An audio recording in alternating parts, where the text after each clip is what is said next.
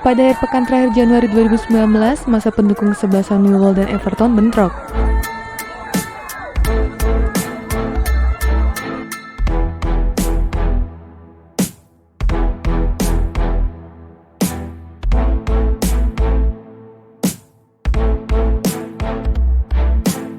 Akibatnya, Moke Jaburn, salah satu pendukung Everton, disayat dari ujung bibir hingga dekat telinga.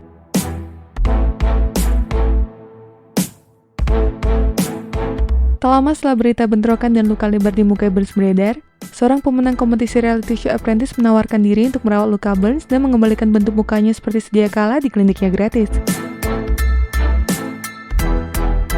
Bukannya dapat sanjungan, sang kampion itu malah dikritik karena dianggap memanfaatkan muka Burns sebagai lahan beriklan gratis.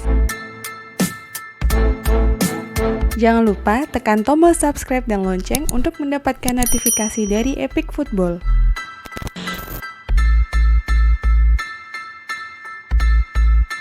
Terlepas dari semua kontroversi tersebut, bentrokan para hooligan memaksa seorang petinggi kepolisian berkomentar seperti ini.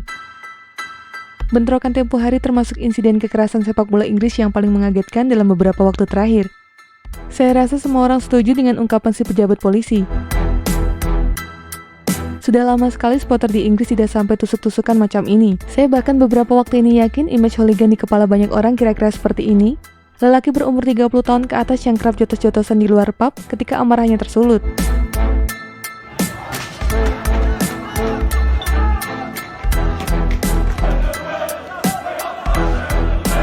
Jarang sekali yang membayangkan hooligan sebagai penjahat zaman Victoria yang menggores lawannya dengan pisau Stanley tajam. Sayangnya di stadion, hooligan adalah memang gabungan antara tukang berantem dan penjahat brutal.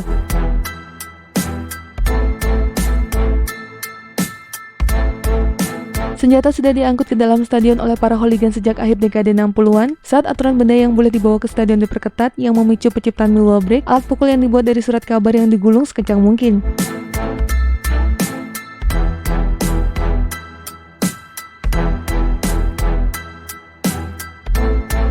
Pisau-pisau juga mulai diselundupkan ke bangku penonton kira-kira pada kurun waktu yang sama. Supporter Liverpool FC misalnya, di dekade 90-an dikenal punya kebiasaan membawa pisau pemotong karpet ke stadion.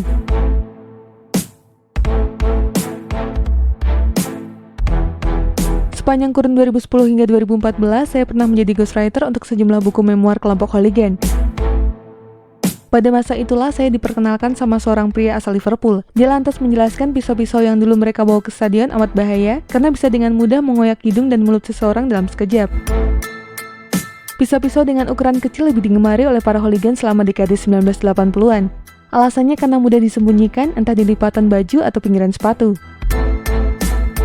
Di kurun waktu yang sama, hooligan juga mulai mempersenjatai diri dengan senjata baru, amonia. Cairan berbau busuk dan bikin mata pedih itu dimasukkan ke dalam botol-botol plastik yang dipencet di depan muka lawan.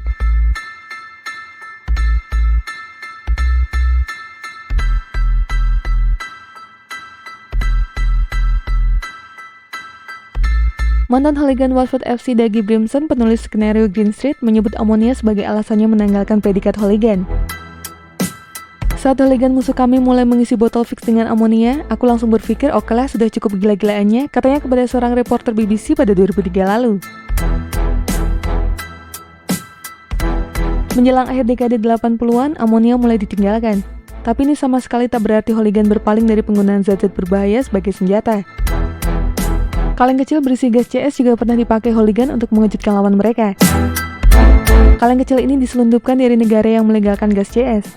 Namun popularitasnya tak bertahan lama lantaran banyak firm alias kelompok hooligan lebih menyukai spray CS. Pilihan ini bukannya tanpa perhitungan. Kaleng-kaleng gas CS biasanya mengeluarkan awan asap kecil yang bisa bikin mata penyerang sekaligus korban pedih.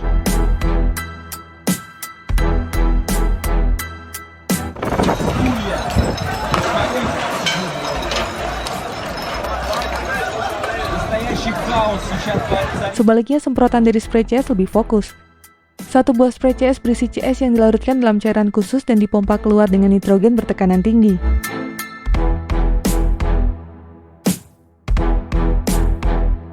Colin Blaney, hooligan Manchester United, membeberkan bahwa firmnya City Jibber memuja spray CS karena akurat saat dipakai menyerang musuh dalam tawuran.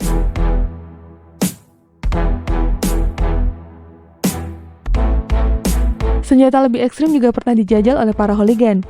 Bom bensin dan pistol suar adalah dua di antaranya.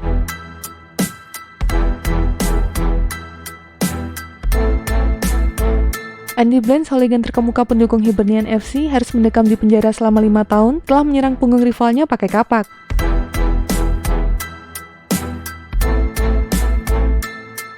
Untungnya insiden berdarah macam ini jarang sekali terjadi. Umumnya luka-luka dalam bentrokan hooligan diakibatkan oleh benda-benda sehari-hari seperti botol dan batu bata yang ditajamkan dengan pisau.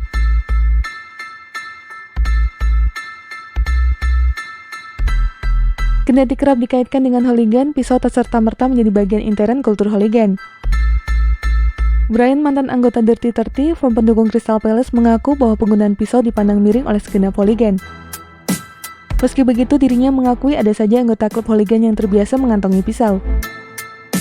Pisau tak memiliki image positif di banyak kalangan hooligan. Cuma memang dalam setiap klub hooligan ada saja anggota edan yang doyan membawa pisau kemana-mana, kata Brian.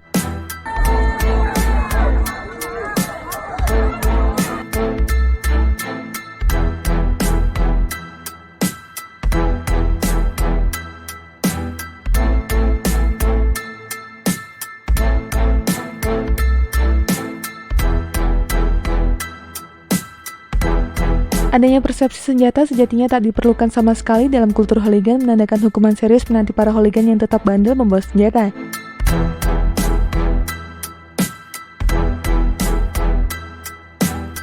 Andrew Bennion selaku pendiri Young Governors, kelompok hooligan pendukung Manchester City, mengaku pernah diburu hooligan lawan yang menenteng pistol.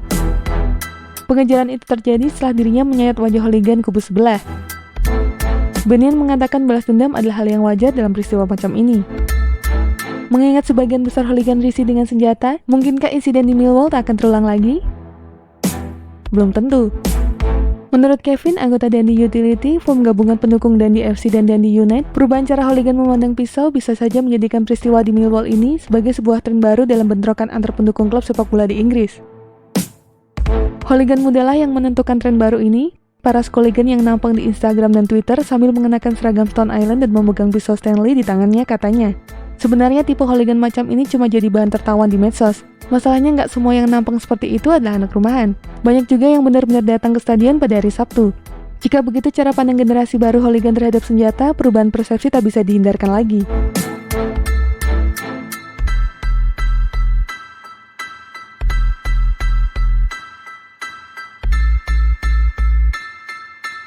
Sekalipun mengagetkan, bentrokan di Millwall hanyalah bagian kecil dari sejarah panjang penggunaan senjata oleh hooligan.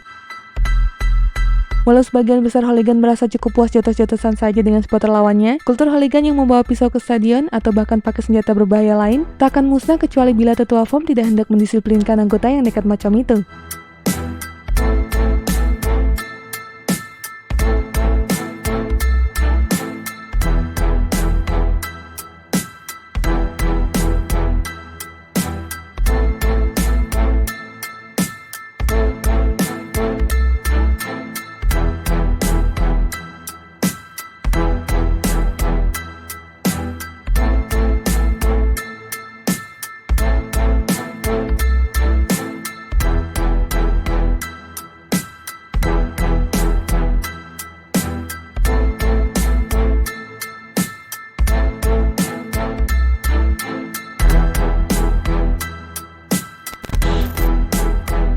Dan itulah informasi mengenai dunia sepak bola dari Epic Football.